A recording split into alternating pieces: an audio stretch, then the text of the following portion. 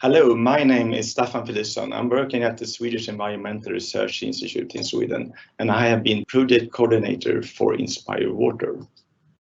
And I am Agatha Andersson, the project manager. We will tell you about the project and how it contributed to energy saving and reduction of greenhouse gas emissions. Inspirewater aimed at increasing the efficiency of water, raw materials, and energy in the process industry.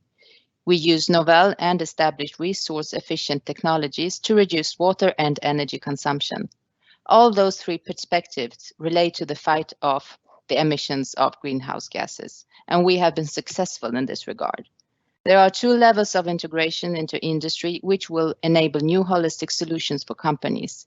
Inspirewater has shown how a generic water management framework for the process industry can be integrated into existing corporate management structures to provide a holistic solution. This picture represents a snapshot of the Inspirewater process and targets for resource efficiency. As shown, a holistic approach to water management includes life cycle thinking, resource efficiency, and using key performance indicators, which has been proved effective to other current EU projects in the same area. Due to the strong link between water usage and energy demand, the water energy nexus, as it's called, the life cycle and resource efficiency approach to a high degree included climate change aspects. This is especially distinct for recovery of warm water and cold water, but it also includes energy demand for production of chemicals and raw materials. The second level addresses the innovative technology solutions themselves. Inspirewater demonstrated and exploited new solutions for some of the most important treatment challenges that today prevent energy and water saving in the steel and chemical industries.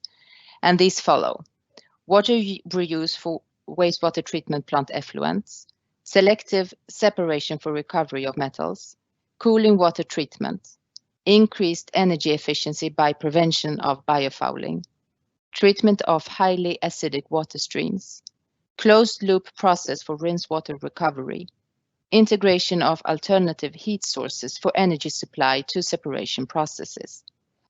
The holistic framework and individual technologies have been demonstrated and contributed to the success of the project. The work is disseminated and exploited by industry to guarantee maximum uptake and impact. On this picture, you see a link to the project webpage where you can find more information about the results from the project. You will also find a link to the final conference that was performed together with the SpotView project for more information. The Inspirewater project was focused on demonstration of innovative solutions at 3 demo sites. In Sweden, at Sandvik, we demonstrated how a stainless steel production could reduce water but also energy by recovery of acids and rinse waters. In Clariant in Tarragona, a chemical industry, the case study was focused on working towards zero liquid discharge and total effluent treatment. And finally, ArcelorMittal, also in Spain, steel industry, the case study was demonstrating how cold water circuit, which used innovative technologies to save both energy and water. Martin Hübrich at BFI in Germany will shortly describe the case study and the energy savings achieved. Hi, my name is Martin, and we, BFI and ArcelorMittal, have been focusing on the development and the demonstration of an energy-saving and chemical-free technology for the separation of particles from high flow rates. The technology is called the magnetic separator. Main advantage is, besides the compact design, the significant reduction of occurring sludges and especially its pressureless operation compared to conventional sand filters.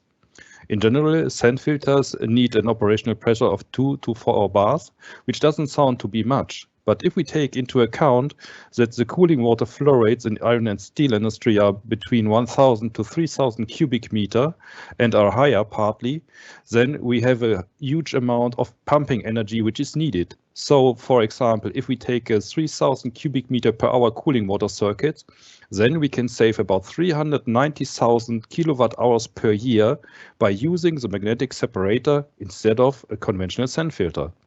This is directly correlated to a reduction of the CO2 emissions. Further on, the reduction of the sludge amount up to 99% is a further contribution to a reduction of CO2 emissions, because a reduced post-treatment effort is saving energy in points of pumping and mixing. So this was just one example of the outcome from the Inspirewater demonstration. There are so many more results that were delivered by our great team with partners from Spain in the south to Sweden in the north. Finally, we want to acknowledge all Inspirewater partners that made our project a success that contributes to a brighter future with more water and energy efficiency within the European process industry. We will also thank the European Union that made our project possible. And to all of you, thank you for listening.